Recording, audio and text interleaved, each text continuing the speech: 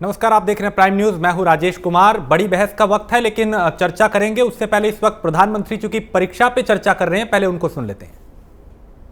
छोड़ना पड़ रहा है और मुझे भी एक नए फॉर्मेट में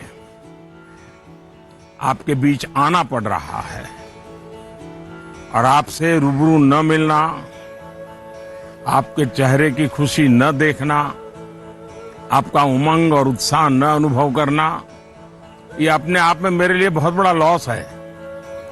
लेकिन फिर भी परीक्षा तो है ही है, आप है, मैं हूं, परीक्षा है, तो फिर अच्छा ही है कि हम परीक्षा पे चर्चा कंटिन्यू करेंगे और इस साल भी ब्रेक नहीं लेंगे। अभी हम अपनी बातचीत का सिलसिला शुरू करने जा रहे हैं। एक बात मैं शुरू में जरूर देशवासियों को भी बताना चाहता हूं और गार्डियंस को बताना चाहता हूं, टीचर्स को बताना चाहता हूं। ये परीक्षा पे चर्चा है, लेकिन सिर्फ परीक्षा की ही चर्चा नहीं है। बहुत कुछ बातें हो सकती हैं। एक हल्का फुल्का माहौल बनाना है, एक नया आत्मविश्वास पैदा करना है और जैसे अपने घर में बैठ के बातें करते हैं, अपनों के बीच बात करते हैं, यार दोस्तों के साथ बात करते हैं, आइए हम भी ऐसे ही बात करेंगे।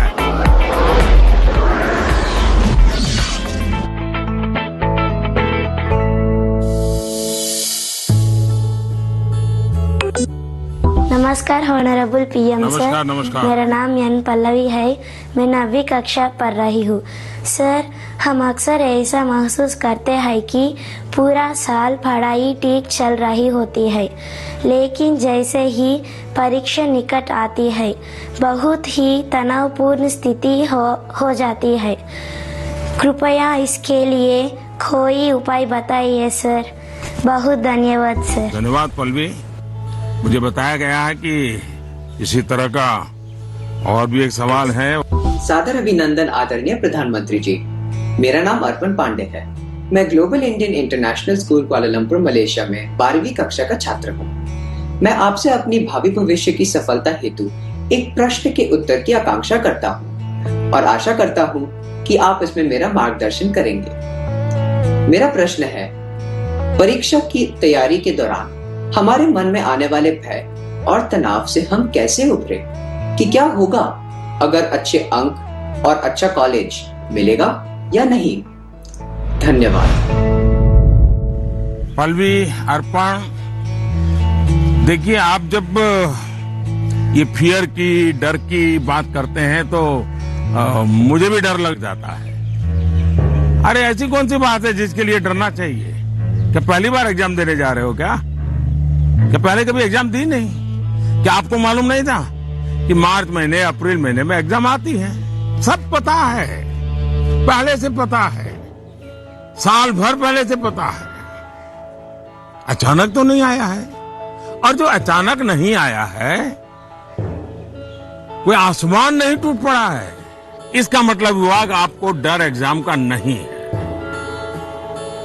आपको डर किसी और का है। और वो क्या है? आपके आसपास एक माहौल बना दिया गया है कि यही एग्जाम सब कुछ है, यही जिंदगी है, और इसके लिए पूरा सामाजिक वातावरण, कभी कभी स्कूल का वातावरण भी, कभी कभी माँ बाप भी, कभी अपने रिश्तेदार भी एक ऐसा माहौल बना देते हैं, ऐसी चर्चा करते हैं कि जैसे कोई बहुत बड़ी घटना से आपको गुजरना है, बहुत बड़े संकट से गुजरना है। मैं उन सब से कहना चाहूंगा, खास करके मैं पेरेंट्स से कहना चाहता हूं, आपने क्या करके रख दिया है? मैं समझता हूं कि ये सबसे बड़ी गलती है। हम आवश्यकता से अधिक ओवर कॉन्शियस हो जाते हैं, हम थोड़े ज्यादा ही सोचने लग जाते हैं, और इसलिए मैं समझता हूं कि जिंदगी में ये कोई आखिरी मुकाम नहीं है। ये जिंदगी बहुत लंबी है, बहुत पड़ाव आते हैं, एक छोटा सा पड़ाव है। हमें दबाव नहीं बनाना चाहिए। चाहे टीचर हो, स्टूडेंट हो, परिवारजन हो, यार दोस्त हो, अगर बाहर का दबाव कम हो गया, खत्म हो गया, तो एग्जाम का दबाव कभी महसूस नहीं होगा। कॉन्फिडेंस फलेगा, फूलेगा, प्रेशर रिलीज हो जाएगा, डिक्रीज हो जाएगा और बच्चों को घर में सहज तनाव मुक्त जीना चाहिए। छोटी मोटी हल्की फुल्की बातें जो रोज करते थे वैसी करनी चाहिए। देखिए दोस्तों, पहले क्या होता था, पहले माँ बाप बच्चों के साथ ज्यादा इन्वॉल्व रहते थे और सहज भी रहते थे और कई विषयों पर इन्वॉल्व रहते थे। आज जो भी इन्वॉल्व रहते हैं वो ज्यादातर कैरियर, एग्जाम, पढ़ाई, किताब, सिलेबस, मैं उसको सिर्फ इन्वॉल्वमेंट नहीं मानता हूं। और इससे इन्हें अपने बच्चों के असली सामर्थ्य का पता नहीं होता है। अगर माँ बाप ज्यादा इन्वॉल्व है तो बच्चों की रुचि, प्रकृति, प्रवृत्ति इस सबको अच्छी तरह समझते हैं और जो कमियां हैं उन कमियों को समझ करके उसको भरने की कोशिश करते हैं और उसके कारण बालक का कॉन्फिडेंस लेवल बढ़ता है। उसकी स्ट्रेंथ माँ बाप को पता है, उसकी वीकनेसेस माँ बाप को पता है और उसके कारण माँ बाप समझते हैं कि ऐसे समय वीकनेसेस को बाजू में करो, स्ट्रेंथ को जितना बल दे सकते हो दो। लेकिन आज कुछ माँ बाप इतने व्यस्त हैं कि उन्हें बच्चों के साथ रियल सेंस में इन्वॉल्व होने का समय ही नहीं मिलता। इसका परिणाम क्या होता है, आज बच्चे के सामर्थ्य का पता लगाने के लिए पेरेंट्स को एग्जाम के रिजल्ट का शीट देखना पड़ता है और इसलिए बच्चों का आकलन भी बच्चों के रिजल्ट तक ही सीमित हो गया है। मार्क्स के परे भी बच्चे में कई ऐसी चीजें होती हैं जिन्हें पेरेंट्स मार्क ही नहीं कर पाते हैं। साथियों, हमारे यहां एग्जाम के लिए एक शब्द है कसौटी, मतलब खुद को कसना है।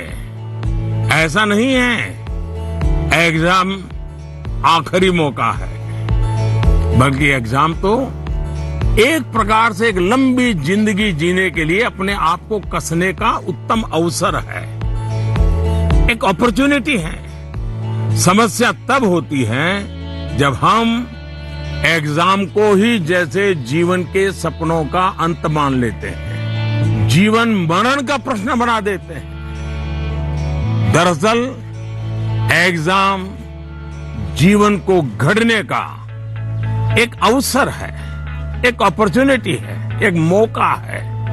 उसे उसी रूप में लेना चाहिए। एक्चुअली हमें अपने आप को कसौटी पर कसने के मौके खोजते ही रहना चाहिए ताकि हम और बेहतर कर सकें। हमें भागना नहीं चाहिए। आइए दोस्तों, अगले सवाल की तरफ बढ़ते हैं। तो प्रधानमंत्री नरेंद्र मोदी जो परीक्षा पे चर्चा कर रहे थे और छात्रों का मनोबल बढ़ाने की कोशिश कर रहे थे कि परीक्षा को बोझ ना समझे या बहुत ज्यादा उसकी टेंशन ना ले, बल्कि बहुत हल्के में ले और उसकी तैयारी करें। माँ बाप से भी वो यही अपील कर रहे हैं कि बच्चों पे प्रेशर ज्यादा ना डालें। अब चुनाव चूंकि आ रहे हैं, उत्तर प्रदेश की अगर बात करें तो पंचायत चुनाव हैं और कोरोना के मामले भी तेजी से बढ़ रहे हैं। तो देश में कोरोना का जो कहर है वो एक बार फिर जारी है। उत्तर प्रदेश में भी हर दिन 4,500 से 5,000 के आसपास नए मामले आने लगे हैं। कोरोना के बढ़ते कहर के बीच कई राज्यों में नाइट कर्फ्यू और लॉकडाउन जैसे प्रतिबंध लगा दिए गए हैं। इन सबके बीच उत्तर प्रदेश में 15 से 29 अप्रैल के बीच पंचायत चुनाव होने हैं, जिसकी तैयारियां जोरों पर है। हाईकोर्ट इलाहाबाद ने इसे यानी इलाहाबाद हाईकोर्ट ने इसे लेकर योगी सरकार को सलाह दी है कि पंचायत चुनाव पर इलाहाबाद हाईकोर्ट ने कहा कि चुनाव इस तरह से कराए जाएं कि कोई जुलूस ना निकले। अदालत ने कहा कि चाहे वो नामांकन हो, चुनाव प्रचार हो या मतदान हो, हर चरण में कोविड-19 के सभी नियमों का पालन हो। तो कोर्ट ने यह भी कहा कि किसी भी स्थान पे इकट्ठा भीड़ को जल्द से जल्द हटाने की प्रक्रिया अपनाई जाए। साथ ही 100% लोगों का मास्क पहनना अनिवार्य हो और पुलिस, जिला प्रशासन इसे सुनिश्चित करे।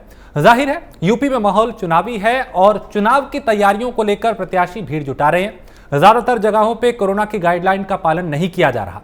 ऐसे में सरकार के लिए गाइडलाइन का पालन कराना कितना चुनौतीपूर्ण है, साथ ही इलाहाबाद हाईकोर्ट की नाइट कर्फ्यू की सलाह को लेकर योगी सरकार कितनी गंभीर है और कितना चुनौतीपूर्ण होगा कोरोना के इस दौर में पंचायत चुनाव को करा पाना, इन तमाम सवालों को भी हम समझेंगे। अब से कुछ देर में हमारे साथ एक वरिष्ठ पैनल होगा जिनसे हम जानेंगे कि अब आखिर किस तरह की रणनीति बनाने की जरूरत है। और कई राज्यों में, चूंकि चाहे दिल्ली हो, चाहे पंजाब हो और कई दूसरे राज्य, वहां पे नाइट कर्फ्यू लगाया गया है। तो कोरोना पर योगी सरकार की जो गाइडलाइन है वो हम आपको एक बार बता देते हैं। एक संक्रमित पर 20 मकानों का क्षेत्र जो है वो सील होगा। एक से अधिक संक्रमित पाए जाने पे 60 घर जो है आसपास के, उनको सील किया जाएगा। कंटेनमेंट जोन में लोगों का आवागमन बंद रहेगा और बचाव के लिए लोगों को निरंतर जागरूक किया जाए, इसको लेके भी प्रशासन तैयार है। एम्बुलेंस के लिए किसी को इंतजार ना करना पड़े। संक्रमित मिलने पर शहरों में कंटेनमेंट जोन बनेंगे। यानी अभी तक जो एक बार कोरोना पे माना यह जा रहा था कि काबू पा लिया गया है, उसने एक बार फिर यू टर्न लिया है और अब चुनौती ज्यादा बड़ी हो चुकी है, क्योंकि मामले तेजी से बढ़ने लगे हैं और ये बढ़ते हुए मामले चुनौती को और बड़ा कर रहे हैं। उत्तर प्रदेश की अगर बात करें तो यहां पे अब सरकार क्या सोच रही है, नाइट कर्फ्यू को लेकर या फिर कोरोना की रोकथाम को लेकर, क्योंकि आने वाले वक्त में पंचायत चुनाव भी हैं और अभी हमने कई तस्वीरें देखी हैं, चाहे वो नामांकन को लेकर हो। उम्मीदवार जो हैं वो पूरे लाव लश्कर के साथ, समर्थकों के साथ, भारी भीड़ के साथ वहां पे पहुंच रहे थे। नियमों की अनदेखी की गई, क्योंकि कई जगह धारा 144 लागू थी, उसकी अनदेखी की गई। तो ऐसे में अब कितना चुनौतीपूर्ण होगा इस कोरोना के दौर में पंचायत चुनाव करा पाना। हालांकि कोरोना के इसी दौर में कई दूसरे ऐसे राज्य हैं जहां पे चुनाव हो रहे हैं, पश्चिम बंगाल समेत 5 राज्य हैं, लेकिन उत्तर प्रदेश में क्या तैयारी है और किस तरीके से इसको कराया जाएगा, उसको हम समझने की कोशिश करेंगे। एक वरिष्ठ पैनल हमारे साथ होगा जिसमें राजनीतिक पार्टियों के प्रवक्ता भी होंगे और डॉक्टर्स भी होंगे, इसके अलावा राजनीतिक विश्लेषक, वरिष्ठ पत्रकार, एक तमाम जो वरिष्ठ पैनल है वो हमारे साथ होगा और उनसे हम समझेंगे इन बारीकियों को कि आखिर कमी कहां रही है, नए स्ट्रेन पे काबू कैसे पाया जाएगा, चुनाव कराना कितना चुनौतीपूर्ण होगा और क्या तैयारी सरकार को यहां पे करनी चाहिए, या फिर जितनी तैयारी होनी चाहिए क्या उत्तर प्रदेश उतना तैयार है कोरोना की रोकथाम को लेकर। तो पंचायत चुनाव में नामांकन और प्रचार में भीड़ कैसे रुके, किसी भी स्थान पर जमा भीड़ को कैसे हटाया जाए, कोरोना गाइडलाइन का सख्ती से पालन कराने का निर्देश यहां पे दिया गया। सभी जिलों के डीएम को गाइडलाइन का पालन कराने का निर्देश है। तो 100% लोगों का मास्क अनिवार्य हो, यानी हर किसी ने मास्क पहना हो, मास्क अनिवार्य किया जाए, इसको लेके कहा गया है। तो इलाहाबाद हाईकोर्ट की यूपी सरकार को यह सलाह है, क्योंकि कोरोना के बढ़ते मामले चुनौती को बड़ा कर रहे हैं। तो वैक्सीनेशन और नाइट कर्फ्यू पे उन्होंने कहा कि इस पे विचार किया जाए। पंचायत चुनाव में नामांकन, जो उम्मीदवार वहां पहुंचे और अब जो चुनाव होगा उसमें भीड़ इकट्ठा ना हो, उसको लेके कितनी तैयारी है और क्या किया जा रहा है ये भी हम समझेंगे। तो 100% जो लोग हैं वो मास्क पहने, ये एक तरीके से कहा गया है। हाई स्कूल और इंटर के छात्रों को भी ये कहा गया है कि उनकी भी टेस्टिंग हो और वैक्सीनेशन पे भी एक तरीके से ये कहा जा रहा है कि इस पे भी जोर देने की ज़रूरत है, इसको और गति देने की ज़रूरत है, क्योंकि वैक्सीन जब जल्दी होगी तो फिर इस पे काबू पाने में आसानी होगी, इसके प्रचार प्रसार में जो ये फैल रहा है उसको रोका जा सकेगा। तो इसे हम समझेंगे कि अब आखिर कितनी तैयार है शासन प्रशासन और उत्तर प्रदेश सरकार कितनी तैयार है और कितना चुनौतीपूर्ण यहां पे पंचायत चुनाव को होगा कोरोना काल के बीच में इसे करा पाना। हमारे साथ एक वरिष्ठ पैनल जुड़ेगा, उनसे हम आपको मिलवाएंगे, लेकिन इस वक्त स्टूडियो में हमारे साथ डॉक्टर सुनील कौशिक हैं, वरिष्ठ पत्रकार हैं, और डॉक्टर ब्रह्मनीश सितारा है जो कि नोडल ऑफिसर है ईएसआई के। उनसे भी हम समझेंगे कि आखिर अब क्या कुछ हो रहा है। लेकिन सुनील जी, मैं आपके पास पहले आऊंगा, क्योंकि अब से कुछ देर में राजनीतिक पार्टियों के प्रवक्ता भी हमारे साथ जुड़ेंगे, उनके पास जाए। सबसे पहले मैं आपसे ये समझूंगा कि कोरोना के इस दौर में पंचायत चुनाव करा पाना कितनी बड़ी चुनौती यहाँ पे दिखाई देती है? नहीं, बिल्कुल निश्चित तौर से चुनौती है। और दोबारा से जब कोरोना इस देश में लौटा है तो बिल्कुल कह सकते हैं कि सरकार की जिम्मेदारी है। दूसरी बात, उत्तर प्रदेश सरकार ने जब पहली बार कोरोना इस देश में आया तो किस तरीके से उसको संभालने का प्रयास किया, उसकी कई मंचों से उत्तर प्रदेश सरकार की तारीफ भी हुई। और यदि हम पूरे देश की समीक्षा करें तो मुझे लगता है कि उत्तर प्रदेश के मुख्यमंत्री ऐसे थे जो कोरोना काल में भी घर नहीं बैठे जी। तो ये एक कह सकते हैं जिम्मेदारी वाली बात भी थी।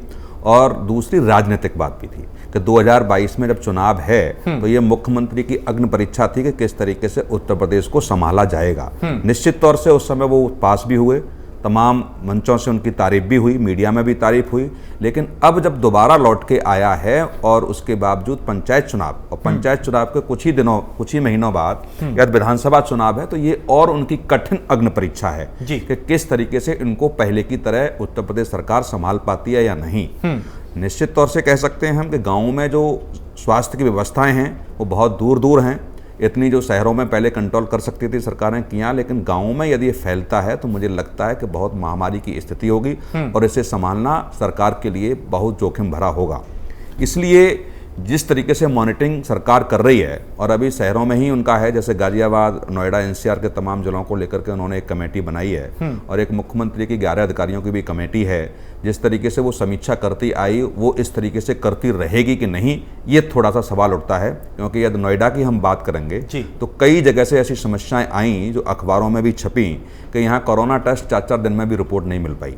और अभी 3-4 दिन पहले ऐसी रिपोर्ट थी कि एक हॉस्पिटल में 20% के आसपास की वैक्सीन खराब हो गई। तो ये सारी जो समस्याएं सरकार के सामने आ रही हैं जी, उनके लिए भी सरकार को बड़ा जिम्मेदारी के साथ ऐसे अफसरों को लगाना पड़ेगा कि जो मीडिया में सुर्खियां बनी हुई हैं और जो लोगों का कह सकते हैं कि मनोबल टूटेगा इन बातों से लेकर के, कि तमाम जगह ऐसी स्थितियां पैदा हुई हैं। जैसे छोटे से एग्जाम्पल कई हैं कि सरकारी स्वास्थ्य विभाग में भी या सरकारी कर्मचारी भी वैक्सीन में इंटरेस्ट नहीं ले रहे हैं, या जहां ऐसी हैं कि उनके बाद मौत हुई है बहुत से लोगों की, वो किसी वजह से हुई हो, वैक्सीन की वजह से नहीं है। लेकिन थोड़ा उनको मैनेज करना सरकार की जिम्मेदारी इसलिए बनती है कि यदि हम 15 साल पहले की ये समीक्षा करें तो जब पल्स पोलियो की स्थिति आई थी, या जब पल्स पोलियो की वैक्सीन दी गई थी तो तमाम क्षेत्रों में इस बात की अफवाहें थी और बड़ा मुश्किल से लोगों ने वैक्सीनेशन कराया था। और एक जाति धर्म में तो ऐसी व्यवस्थाएं थी कि वहां जाके अपील करनी पड़ती थी जाकर के, तब वो वैक्सीन लगवाते थे। यदि ऐसी स्थितियां अब आ गई तो मुझे लगता है कि सरकार के लिए बड़ा जिम्मेदारी वाला अहम कदम होगा। ठीक, हमारे साथ कपिल श्रीवास्तव भी हैं, प्रवक्ता समाजवादी पार्टी के, अश्विनी शाही भी जुड़ चुके हैं, भारतीय जनता पार्टी के प्रवक्ता, और रोशनी जायसवाल भी हैं, प्रवक्ता कांग्रेस की। आप सभी का बहुत स्वागत है प्राइम न्यूज में। डॉक्टर साहब, मैं अब आपके पास आऊंगा, इससे पहले कि मैं राजनीतिक प्रवक्ताओं के पास जाऊं, मैं आपसे ये समझना चाहूंगा कि क्या वजह है कि एक बार फिर कोरोना ने यू टर्न लिया है और अब जो दूसरी लहर है वो ज्यादा खतरनाक नजर आ रही है?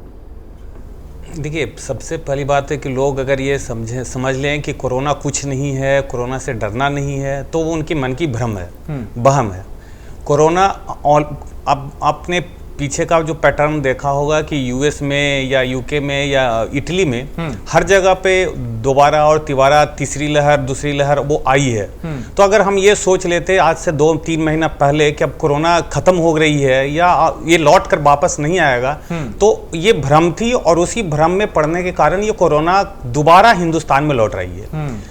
अभी हमारे जो सीनियर जर्नलिस्ट ने जो बोला कि योगी जी ने योगी गवर्नमेंट ने बहुत ही अच्छे तरीके से इसको टैकल किया, नो डाउट बहुत अच्छे से टैकल किया गया था और इस बार भी टैकल करने की आवश्यकता है। और जो लोगों में, मैं जो डे टू डे लाइफ में मैं देख रहा हूं कि लोग में क्यों ये फैल रहा है, तो सबसे पहले फैलने का कारण क्या है कि वो मास्क लगा ही नहीं रहे हैं। आप छोटे जगहों पे जाइए, किसी भी कस्बे में जाइए, किसी भी लोकल मार्केट में जाइए, इवन नोएडा के आप ग्रामीण क्षेत्रों में जाइए, तो वो मास्क लगा ही नहीं रहे हैं, सोशल डिस्टेंसिंग का वो फॉलो ही नहीं कर रहे हैं, पालन ही नहीं कर रहे हैं। उनको ऐसा लग रहा है कि हमारे पास कोरोना नाम का कोई चीज है ही नहीं, या कोरोना अगर आया है तो हमसे 100 मीटर दूर है, जबकि उनके घर में कोरोना हो सकता है। तो इन सब बेसिक चीजों को लोग अवॉइड कर रहे हैं। अश्विनी शाही, कोरोना चूंकि जैसे जैसे पंचायत चुनाव की तारीख आ रही है वैसे वैसे कोरोना भी खौफनाक रूप ले रहा है और एक बार फिर संख्या जो है, मामले जो है वो बढ़ने लगे हैं। कितनी बड़ी चुनौती आप लोगों के इस वक्त में पंचायत चुनाव को कराना, कोरोना से लड़ना? चूंकि इलाहाबाद हाईकोर्ट ने भी कई सुझाव दिए हैं कि नाइट कर्फ्यू पे भी विचार किया जाए, क्या कुछ सोचा जा रहा है इसको लेकर? राजेश जी, चुनौती जो है, जब से कोरोना देश में आया पिछले साल से, चुनौती उस समय भी थी और चुनौती आज भी है। 23 करोड़ का प्रदेश है, सबसे बड़ा प्रदेश है, सबसे ज्यादा जनसंख्या है। जिस हिसाब से अभी डॉक्टर कौशिक ने कहा कि WHO तक ने भी सराहना की थी, मैं उसकी बात कर रहा हूँ, तो उस समय का माहौल, उस समय की चीज एकदम हम लोग अनभिज्ञ थे इसके क्या रूप हो सकता है, क्या नहीं हो सकता है। उत्तर प्रदेश में एक भी लैब नहीं थी। आज जो है जाकर परिस्थिति बदल चुकी है। सरकार और जनता भी अवेयर हो चुकी है। आपको मैं बताना चाहूंगा कि हम लोग लगभग 3.5 करोड़ से ऊपर का टेस्ट कर चुके हैं। आज हमारे पास लगभग 300-400 प्राइवेट और सरकारी मिलाकर लैब हो चुकी है। तो एक तरह तो हमने अपनी स्वास्थ्य सेवाओं में बहुत आमूल-चूल परिवर्तन कर लिया है।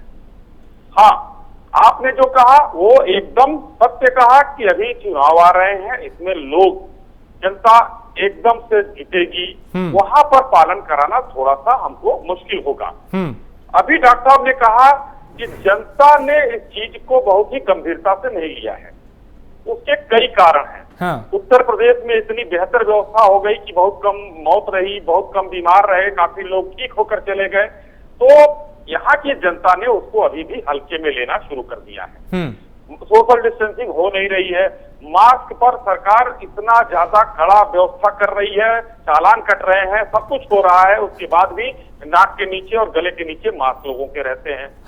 तो इस चुनौतियां का पालन कराना, कहीं पर हम, चाहे माननीय उच्च न्यायालय ने भी देखा जनता के साथ ऐसा हो तो नाइट कर्फ्यू के लिए बोला, सारी व्यवस्थाएं। उत्तर प्रदेश की सरकार माननीय योगी जी के नेतृत्व में टीम 11 जो है वो पूरी तरीके से तत्पर हो चुकी है। शाम को आपके चैनल पर भी 3:30 बजे मेडिकल बुलेटिन आता है जो हमारे स्वास्थ्य विभाग के द्वारा जारी किया जा रहा है। सभी चीजें, एक प्रेस ब्रीफिंग होती है कि सरकार क्या कर रही है। उस व्यवस्था में मैं आपके चैनल के माध्यम से जनता से यह अपील करना चाहूंगा कि आप लोग डरिए मत, लेकिन प्रोटोकॉल का पालन जरूर करिए, जिससे कि हम और आप सभी लोग सुरक्षित रहें। ठीक। कपीश जी, चूंकि ये सिर्फ सत्ता दल के लिए नहीं बल्कि बतौर विपक्ष आप लोगों की भी जिम्मेदारी है कि कैसे अब जो कोरोना के मामले बढ़ रहे हैं, चूंकि पंचायत चुनाव में आप लोग भी हैं, तो कितना मुश्किल वक्त ये होगा, क्योंकि एक तरफ तो मामले बढ़ रहे हैं, दूसरी तरफ चुनाव की तैयारी करनी है, उम्मीदवार पहुंच रहे हैं लाभ लश्कर के साथ, कितना मुश्किल वक्त होगा ये? राजेश भाई, ये सबसे कठिन दौर हम लोग का आने वाला है और देश ने बहुत ज्यादा कठिन दौर देखा, उसके बाद भी हमारी केंद्र और राज्य सरकारें सजग नहीं हुई। इतना ज्यादा वक्त लेने के बाद भी आपको बता दें, लखनऊ के अंदर कल एक पर्यावरणविद जो है मनोज श्रीवास्तव जी का निधन हुआ और आज भी मैं कह दूं आपको कि शाहिद जी बैठे हैं, बता नहीं पाएंगे कि प्रदेश में जब 30 करोड़ से ज्यादा का ये प्रदेश है तो यहाँ वेंटिलेटर आपने कोरोना काल के पहले कितना था और कोरोना काल के बाद कितना हुआ, ये जरा बता दें। जो स्वास्थ्य सुविधाएं जिला चिकित्सालय, मेडिकल कॉलेज या अन्य जगह पे थी, उसके अलग अगर इधर इन्होंने कोई चिकित्सालय खोले हो, CSC और PSC खोले हो, तो उसकी भी एक लिस्ट दे दें। कोई अन्य और नए प्रयोगशालाएं खोली हो जो पहले ना रही हो, योगी सरकार में बनी हो, उसकी एक लिस्ट जारी कर दें। तो देखिए, मैं एक बात बहुत सीधी, और आपदा में अवसर का जो हस्र हम लोग ने देखा था कि 100 रुपए का थर्मामीटर 1,500 रुपए का और ऑक्सीमीटर जो है वो 15,000 रुपए और 55,000 रुपए का खरीदा गया, उस पर भी अभी तक जांच पे कोई बात नहीं। बात इस चीज की है, जब कोरोना काल हुआ, लॉकडाउन अचानक आपने लगाया, तो सबसे पहले तो आपने शराब के हवाले पूरे प्रदेश की इकोनॉमी और देश की इकोनॉमी कर दी। भाई, देश एक बात सोचता है ना कि भाई शराब के लिए कोरोना नहीं है और सब्जी लेने जाने के लिए कोरोना है, तो प्रश्न पूछेगा। मैं बहुत न्यायिक बातें कह रहा हूं। प्रधानमंत्री जी जब ये मंच से कहते हैं किसी भी मन वाले कार्यक्रम में कि 2 मीटर की जो 2 गज की दूरी है बहुत जरूरी, मास्क लगाइए, ये कीजिए, और पश्चिम बंगाल के अंदर ये जो बताते हैं कि सबसे बड़ी रैली हमारी हो रही है और खचाखच देखिए हाथ से हाथ टकरा रहा है, लेकिन वो जनता में जोश है। तो उस समय मुझे आप बताइए कि वो कोरोना के प्रति सजग करते हैं या उनको जो है लापरवाह बनाते हैं? नहीं और मैं ये तो इसलिए कह रहा सभी हूं- दलों पे लागू होता है ना कपीश जी, जहां भी नहीं, चुनाव नहीं, है वहां पे नहीं, सब दल के नेता देखो, चुनावी रैलियां नहीं, कर रहे नहीं, हैं, नहीं, और नहीं, हमारा बात सवाल नहीं, भी बात आगे नहीं। यही होगा कि क्या चुनावी रैलियों में भी तो हाँ नहीं राजेश भाई, हाँ। सभी दलों को आप क्यों खींच रहे हैं? मैं सिर्फ इसलिए आपको कहना चाहता हूं कि जो सरकार में होता है पहले उसका दायित्व होता है, वही ना कंट्रोल करेगा, वही नीतियां बनाता है। हाँ और ऐसा नहीं है, बिहार का चुनाव हुआ, दक्षिण के अंदर चुनाव हुए, नगर निकाय के चुनाव हुए, राजस्थान के अंदर हुआ, गुजरात के अंदर हुआ, और उत्तर प्रदेश के इसी चुनाव को कोरोना के वजह से टाला गया था। और आज जो स्थितियां बनी हुई है, जहां देखिए जहां चुनाव है वहां कहां कोरोना है। ठीक, अगर ठीक। कोई लिस्ट आ रही हो तो बताइए। ठीक, नहीं लेकिन उत्तर हाँ, प्रदेश नहीं, राजेश भाई आने हाँ, दे बात। हाँ। मैं इसलिए कह रहा हूं कि देखिए ये स्ट्रेन जो आ रहा है ये उससे भी ज्यादा खतरनाक है, क्योंकि सरकार ने जो लापरवाहियां बरतवाई हम लोगों से, जिस तरीके से परिवहन निगम को खोला और आदमी का हाथ से हाथ टकरा के लोग बैठते हैं, लेकिन रेलवे नहीं चली। ठीक देश कपीश की जी आपने आर्थिक हाँ ऋण को तोड़ा गया। हाँ। ना आप जन संपदा बचा पाए, ना आप धन संपदा बचा पाए। एक और आपने लापरवाही करवाई और दूसरी तरफ आप कहते हैं कि ये लगाइए वो लगाइए, ऐसे कीजिए, और समाचार पत्र पे पहले पृष्ठ पे छपता था। ठीक है, अंतिम बिल्कुल नहीं, हम ये भी समझेंगे कि आखिर उसका चुनावी क्या हो राज्यों गया? में कितना पालन हो रहा है, जो नियम बनाए जा रहे हैं, जो नाइट कर्फ्यू लगाया जा रहा है, कहीं दूसरे कदम उठाए जा रहे हैं, आखिर रैलियों में जो भीड़ आ रही है उसको लेके क्या सोचा जा रहा है और कहां लापरवाही हुई, इसको भी हम समझेंगे। बात हम कर रहे हैं क्योंकि कोरोना के जो मामले बढ़ रहे हैं उस बीच पंचायत चुनाव भी आ रहे हैं, और कितना चुनौतीपूर्ण होगा कोरोना से भी बचना, पंचायत चुनाव भी कराना, कोरोना के बढ़ते मामलों को रोकना, ये दोहरी जो व्यवस्था हम सबके सामने है उससे पार पाना कितना मुश्किल होगा, कितना चुनौतीपूर्ण है, इसे हम समझने की कोशिश कर रहे हैं। एक वरिष्ठ पैनल लगातार हमारे साथ बना हुआ है जिसमें कपीश श्रीवास्तव हैं, डॉक्टर सुनील कौशिक हैं, अश्विनी शाही हैं, रोशनी जायसवाल है, डॉक्टर ब्रह्मनीश सितारा है। डॉक्टर साहब मैं आपसे समझना चाहूंगा कि लापरवाही कहां पे हुई है। मैं रोशनी आपके पास आऊंगा, लेकिन डॉक्टर साहब पहले मैं आपसे समझूंगा कि क्या ये लापरवाही है जिसका नतीजा अब हम सबके सामने है, और कितना ये खतरनाक है दूसरा स्ट्रेन जो हम सबके सामने है, क्योंकि इसमें काफी तेजी से मामले बढ़ रहे हैं। ये जो सेकेंड स्ट्रेन जो लौट कर आया है इसकी इन्फेक्टिविटी बहुत ज़्यादा है, मॉर्बिडिटी ज़्यादा है, मोर्टेलिटी पे कोई खास अंतर नहीं है। जो पहले था वो लगभग मोर्टेलिटी उसी के आसपास अभी रन कर रहा है। पर एक हमारे लिए संतुष्टि की बात ये है कि अभी जो वैक्सीनेशन ड्राइव चल रही है मोर देन 45 ईयर्स का जो अभी चल रहा है, उसमें हमारे क्या है कि जो ओल्ड एज के पर्सन हैं या जो गंभीर बीमारियों से सफ़र कर रहे हैं उनको लगभग गवर्नमेंट ने वैक्सीनेट कर दिया या करने की कोशिश या उसके नज़दीक पहुंचने की कोशिश है। इसके कारण है कि लोग अगर ये सोच लें कि हमने वैक्सीनेशन करवा लिया और वैक्सीनेशन के कारण अब हम डिजीज को आगे प्रोपगेट आगे बढ़ा नहीं सकते हैं, तो उनकी ये भूल होगी। वैक्सीनेशन से सिर्फ ये होगा कि उनमें सीवियरिटी मतलब डिजीज को इन्फेक्टिविटी या डिजीज उस पेशेंट को कितना मार सकता है उसकी क्षमता को कम कर देगी, पर स्टिल वो बीमार हो सकते हैं और वो दूसरे को फैला सकते हैं। हाँ। इसलिए लोग एक गलतफहमी को हटा लें कि हम सिर्फ वैक्सीनेशन कर लें और मास्क हटा दें, सोशल डिस्टेंसिंग का फॉलो ना करें, सैनिटाइजेशन ना करें, तो वो उनकी भूल होगी और ये उनके लिए बहुत घातक होगा। उनके लिए नहीं तो उनके परिवार के लिए, स्वजनों के लिए, सोसाइटी के लिए बहुत खराब होगा। हाँ। रोशनी आपसे मैं समझना चाहूंगा, क्योंकि पंचायत चुनाव की तैयारी आप लोग भी कर रहे हैं, अब जैसे जैसे तारीख नजदीक आ रही है कोरोना के मामले बढ़ते जा रहे हैं, कितना मुश्किल होगा, कितनी बड़ी चुनौती है आप लोगों के लिए?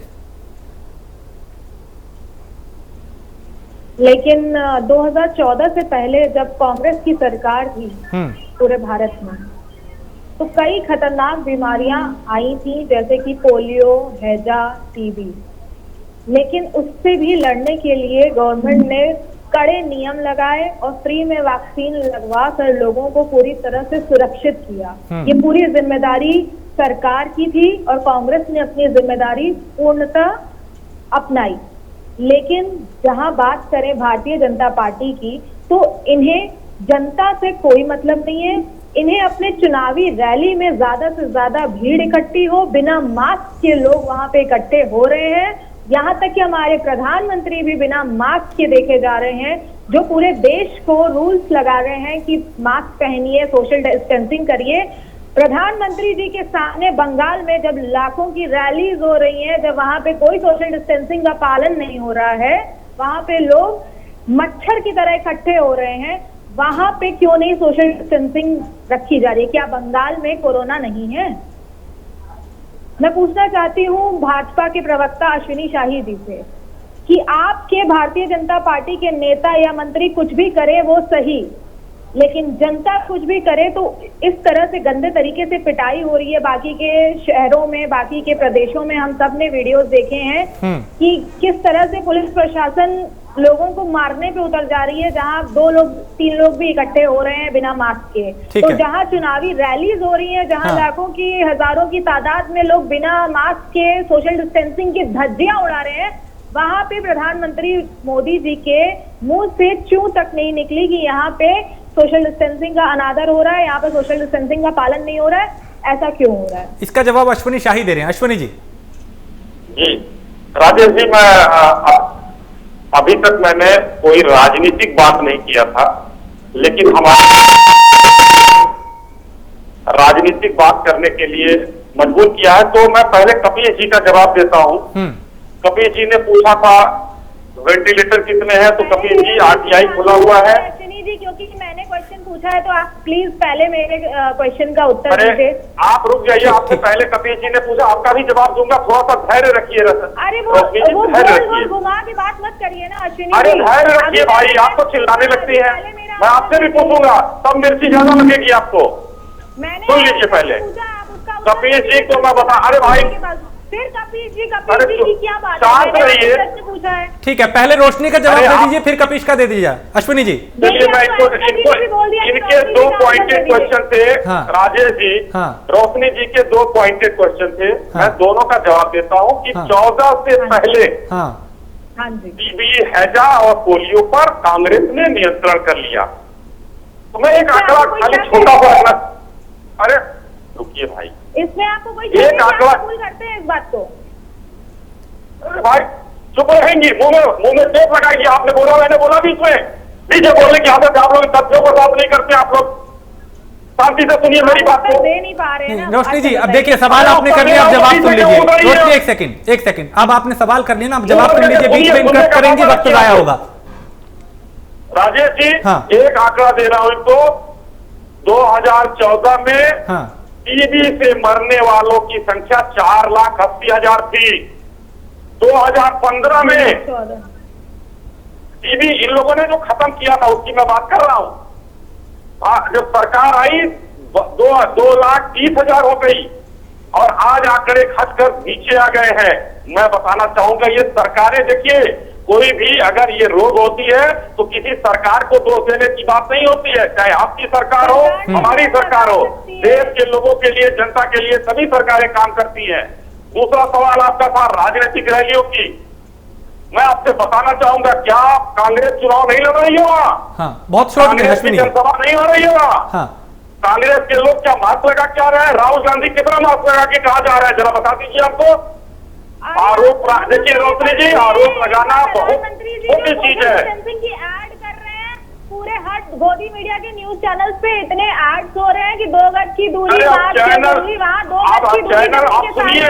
जब मैंने कर दिया, आप चुनाव नहीं लड़ रही है पश्चिम बंगाल में, तमिलनाडु में आप नहीं लड़ रही है। कहाँ सोशल डिस्टेंसिंग आप लोग कर रहे हैं? कहाँ पर आप लोग राहुल गांधी मास्क लगा के जा रहे हैं? कहाँ गए हैं बताइए? कौन जनता मास्क लगा रही है? चुनाव में चाहे भारतीय जनता पार्टी लड़ रही हो, चाहे कांग्रेस लड़ रही हो, 2 मिनट में आरोप लगा दिया आपने।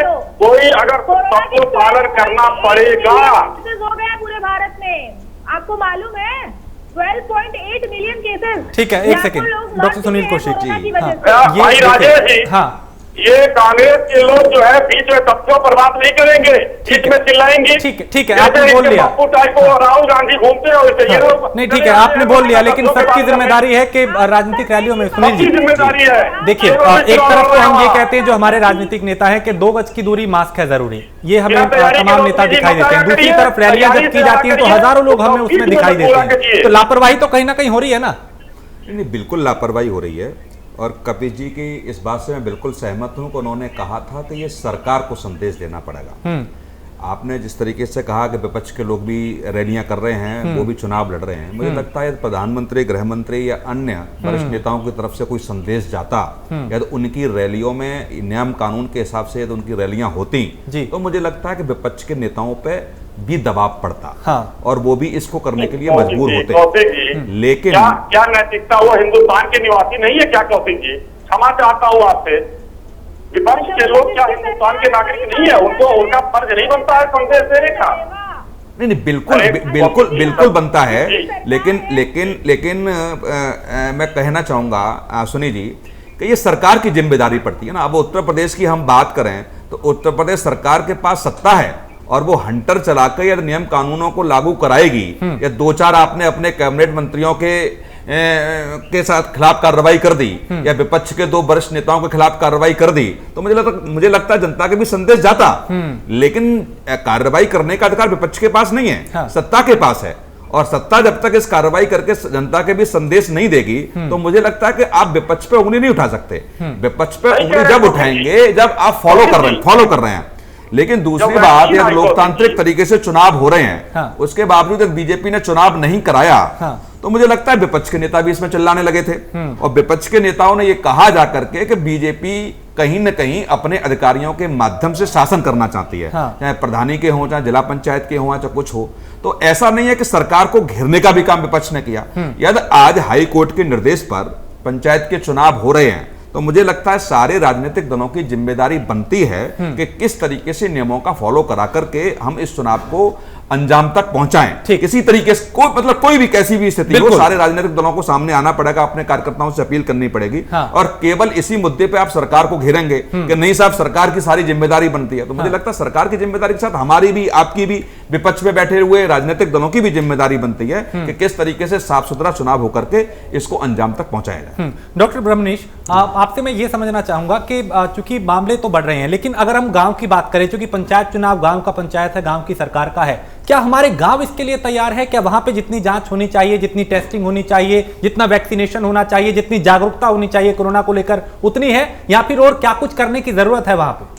देखिए, गांव में जो टेस्टिंग है वो निश्चित तौर पे बहुत कम हुई है, इसमें कहीं कोई शक नहीं है। और जो वैक्सीनेशन की बात है, तो मैंने कुछ लोगों से और नज़दीक के लोगों से मैंने जब बात किया तो उन्होंने बताया कि गांव के जो मेल मेंबर हैं, मर्द लोग हैं, वो तो वैक्सीनेशन के इच्छुक हैं, पर फीमेल इसमें लगेंगे हैं, काफी पीछे छूट गए हैं। तो ये मतलब उनको पता नहीं क्या लगता है या क्या सोचते हैं, वो हमें नहीं पता, पर हमें ऐसा लगता है कि अगर गांव में औरतें भी अगर इक्वली पार्टिसिपेट करें, बराबरी की हिस्सेदारी करें वैक्सीनेशन के लिए, हाँ। तो वो ज्यादा बेहतर होगा। और इसके लिए शासन और प्रशासन के स्तर पर भी काम करने की जरूरत है। उसमें है कि मैंने बहुत जगह नोटिस किया कि सुबह में लोग जाते हैं वैक्सीनेशन करने के लिए, तो तब जब तक कि वाइल को ओपन नहीं किया जाता, जब तक कि उनके पास 20 लोग के आसपास इकट्ठे ना होते हो, जबकि ये निश्चित तौर पे बताया गया है कि एक वाइल 4 घंटे तक काम करेगी, उसके बाद उसको डिस्कार्ड कर दिया जाएगा अगर बच गया तो। अभी मैं अपनी बात कर लूं कि नोएडा में मेरे पास एक बूथ है और हम कंटिन्यूअस 9 to 5 वैक्सीनेशन करते हैं और लगभग 400 लोगों को वैक्सीनेट करते हैं। मतलब आप औसतन देखेंगे तो 1 मिनट पे 1 वैक्सीनेशन करते हैं, जो कि एक बहुत ज्यादा है। हाँ। और इसमें भी पुरुषों की संख्या महिलाओं से बहुत ही ज्यादा है। जब ये शहर है तो गांव के बारे में हमें अनुमान हम लगा पाना बहुत मुश्किल है कि गांव में महिलाओं का क्या स्थिति होगा।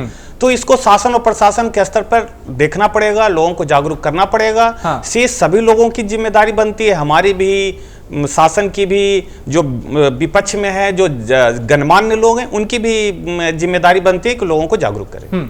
कपीश जी, गांव हमारे तैयार हैं क्या? क्योंकि पंचायत चुनाव है, कोरोना भी बढ़ रहा है, और अगर ये गांव में हुआ, गांव में अगर ये फैला तो फिर चुनौती और इसको संभाल पाना बेहद मुश्किल होगा। गांव में जो तैयारी होनी चाहिए वो है क्या? नहीं, बिल्कुल नहीं है, बिल्कुल नहीं है। मैं इसलिए कह रहा हूं कि पीएससी और बीएससी लेवल पे हमारी कोई कोरोना की तैयारी नहीं है और उससे जुड़े जिला चिकित्सालय और मेडिकल कॉलेजेस में भी नहीं है। मैं तो गोरखपुर की चीजों को देख रहा हूँ। हाँ। और बहुत दुख के साथ हमें कहना पड़ता कि शायद हमारी बातों पे कुछ रिएक्ट करना चाहते थे। मैं उनसे आंकड़े जान सकता कि केंद्र सरकार ने कितने उपलब्ध कराए हैं कोरोना काल में वेंटिलेटर को, क्योंकि मैं इसलिए कह रहा हूँ कि देखिए, जब कोई जान पे बात बन आती है तो बात ऑक्सीजन और वेंटिलेटर से ज्यादातर जाने दम तोड़ते हुए हमने देखा और अपने करीबियों को देखा है। इसी गोरखपुर के अंदर मैंने आपको बताया था कि रवि श्रीवास्तव जी हमारे बड़े भाई थे और उन्होंने तोड़ा, उनको ऑक्सीजन तक नसीब नहीं हुआ। मैं नहीं चाहता हूँ कि ईश्वर कभी किसी को ऐसी लाचारी ना दे कि एक मेडिकल कॉलेज जैसी जगह पर और जो है वो आदमी ऑक्सीजन ना प्राप्त कर सके, वो बहुत दुखद घटना थी। और उस समय हमने तमाम पत्र भी लिखे थे लोगों को। मैं इसलिए कह रहा हूँ कि जिसके घर का एक जान जाता कीमत वही समझता है, क्योंकि उसकी कीमत कुछ और नहीं होती। लेकिन अश्विनी भाई, मैं फिर भी आपको बता दूं, आपके आंकड़े मैं दे देता हूँ कि देश भर के अंदर 1,75,000 से ज्यादा वेंटिलेटर हमारे पास पहले थे, और अभी तक कोरोना काल में 36,433 वेंटिलेटर केंद्र सरकार ने तमाम राज्यों को मुहैया कराया। मुझे ये नहीं पता कि उत्तर प्रदेश में कितने हैं, लेकिन ये तमाम राज्यों की जो सूचना है वो मेरे पास है, आप कहेंगे तो मैं भेज दूंगा। और ये बहुत कम है।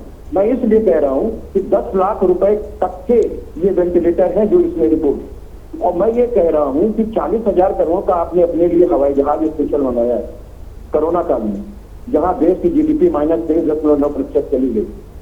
क्या आपको लगता कि ये उचित था कि हमारे पास क्या हवाई जहाज है कि प्रधानमंत्री जी के विदेश जाने के लिए 200 जगहों पे उससे पहले वो जा सके थे? तो एक आलिशान चीजों के पीछे पड़ना और कोरोना वैक्सीन की कमी हो जाना, महाराष्ट्र के अंदर देखिए अभी आई तौबा मची हुई है। तमाम चीजें हैं। गोरखपुर में भी सबको नहीं मिल पा रहा, रजिस्ट्रेशन कराने के बाद भी आपका उस दिन जो सरकारी वैक्सीनेशन है वो नहीं हो पा रहा है। चलिए जवाब इस पे ले लेते हैं। बड़ी लंबी लाइन लग रही है। मैं बहुत सीधी सी बात आपको कह रहा हूँ कि देखिए, अवेयरनेस सरकार को ही लाना पड़ेगा, क्योंकि सरकार के पास कल पुर्जे हैं, उनके प्रशासन, उनके हाथ में नीतियां आप निर्धारित करते हैं। लेकिन अगर हास्यास्पद नीतियां निर्धारित करेंगे कि भाई साहब अगर धार्मिक आयोजन होगा तो आप उसी स्थल के अंदर 200 लोग कर सकते हैं, और कोई बारात उठ रही है तो 50 लोग जाएंगे उसी बैकवर्ड में, तो लोगों के बीच में खास भी बनता है और ये भी कहता है ये सब ऐसा ही है। जब राजनीति में जब चुनाव आता है तो इसका कोई प्रभाव नहीं होता है, और जब चुनाव चला जाता है तो लॉकडाउन हो जाता है। चलिए अश्विनी शाही, नहीं होनी चाहिए, ऐसे प्रोस्क्रिप्शन नहीं बननी चाहिए। अश्विनी शाही, मैं चाहूंगा आप कपिल श्रीवास्तव की बात का भी जवाब दे, और मैं इसमें ये ऐड करना चाहूंगा कि गांव हमारे कितने तैयार हैं, क्योंकि गांव की सरकार की जब बारी है, पंचायत चुनाव की बारी है, तो वहां पे हमारी तैयारियां कैसी हैं। दूसरी चीज ये कि क्या नाइट कर्फ्यू पे अब विचार किया जा रहा है, यूपी सरकार भी इस पे विचार कर रही है, चूंकि दिल्ली, पंजाब और कई राज्यों में इसको लागू किया गया है।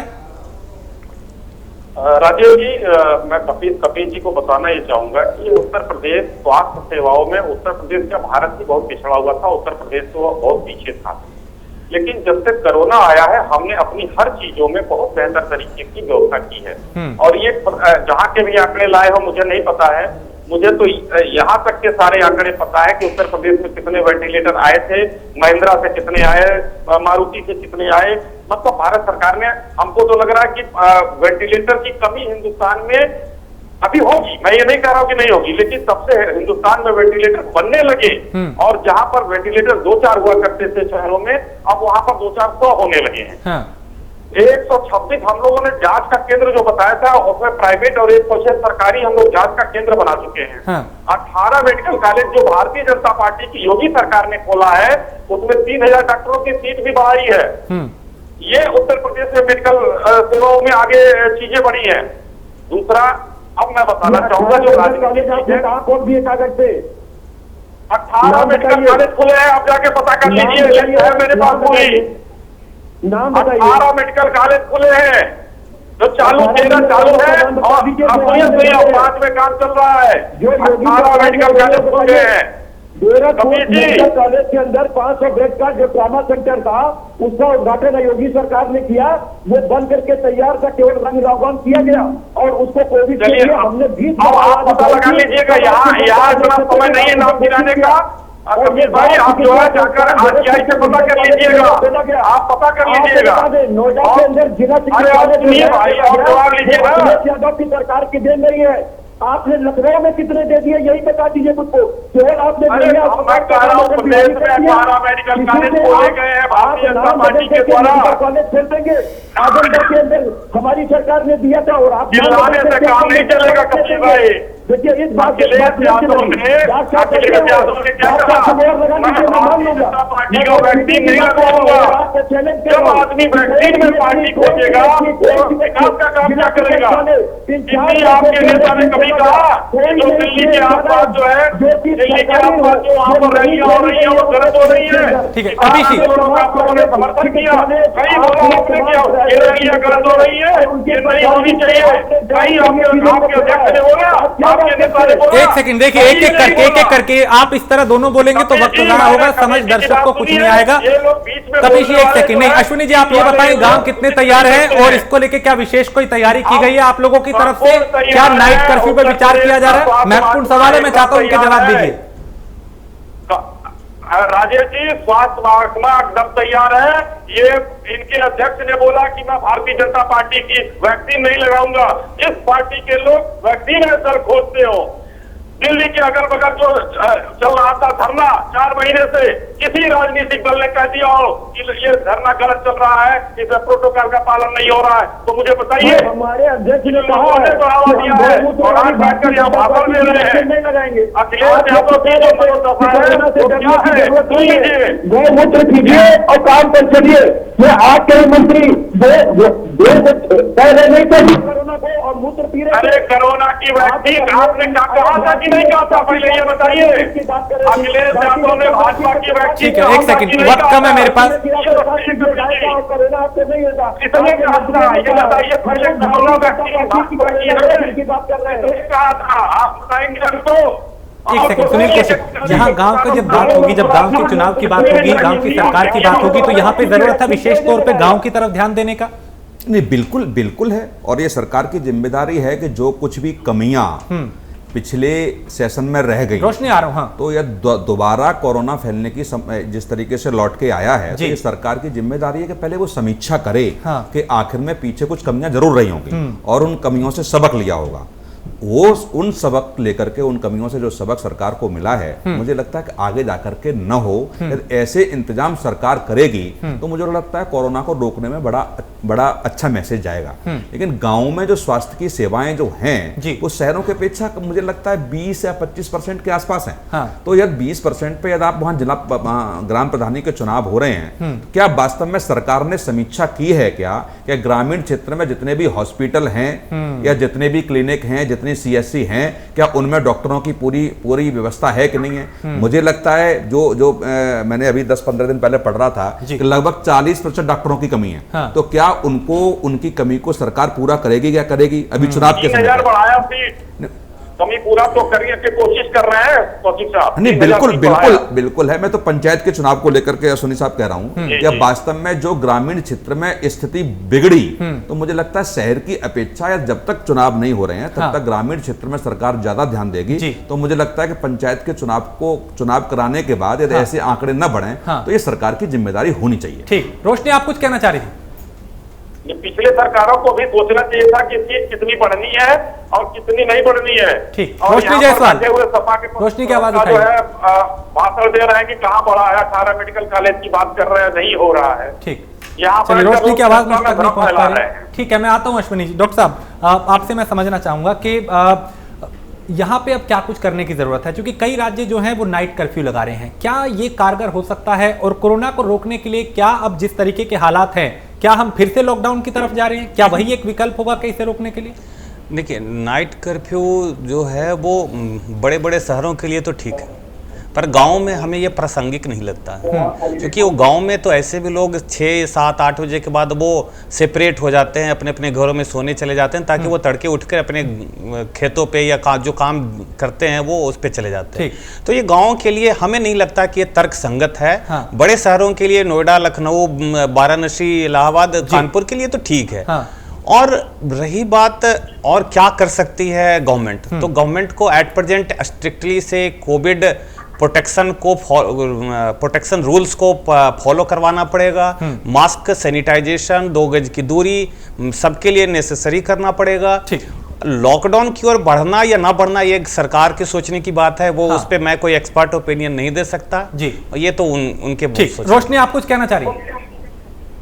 पिछले साल जब अनप्लान्ड लॉकडाउन हुआ जिससे करोड़ों लोग बेरोजगार हो गए, तो मैं निवेदन करना चाहूंगी इस बार सरकार से कि अगर उनका लॉकडाउन करने का थोड़ा सा भी इरादा है तो पहले से लोगों को बता दिया जाए, ताकि लोग पूरी प्लानिंग कर लें, जो जहां है वहां न रह जाए। कई लोग 6 महीने तक फंसे रह गए थे, प्रधानमंत्री जी ने कह दिया था जहां है वहीं रहें, जिसकी वजह से हजारों किलोमीटर पैदल चल के आने पड़ा कामगारों को, जिसकी वजह से कई लाख लोगों की भी डेथ हो गई।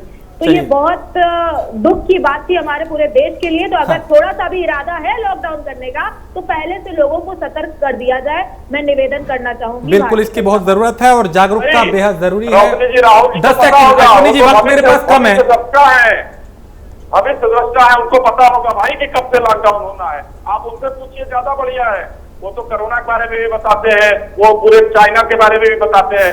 आपके पूर्व अध्यक्ष जो है वो तो भविष्य दृष्टा है। चलिए, वक्त मेरे पास इतना ही था। बहुत शुक्रिया कपिल श्रीवास्तव, डॉक्टर सुनील कौशिक, अश्विनी शाही, रोशनी जायसवाल और डॉक्टर ब्रह्मनिष्ठ जी, आप सभी का बहुत शुक्रिया चर्चा में शामिल होने के लिए। तो बड़ी बात यह है, बड़ा सवाल यही है कि आखिर कोरोना के बढ़ते मामलों के बीच में पंचायत चुनाव को संपन्न करा पाना कितनी बड़ी चुनौती होगी, गांव को लेकर क्या तैयारी है और गांव में हम जो स्वास्थ्य व्यवस्थाएं हैं वो कितनी है, कितना तैयारी करने की जरूरत है, इसको हमने समझने की कोशिश की। लेकिन आगे भी इस तरह की चर्चाएं हम करते रहेंगे ताकि जो कमियां हैं वो दुरुस्त की जा सके। और क्या अब जो नाइट कर्फ्यू का सुझाव एक दिया गया है, क्या उस पे योगी सरकार अमल करेगी, ये एक अहम सवाल है।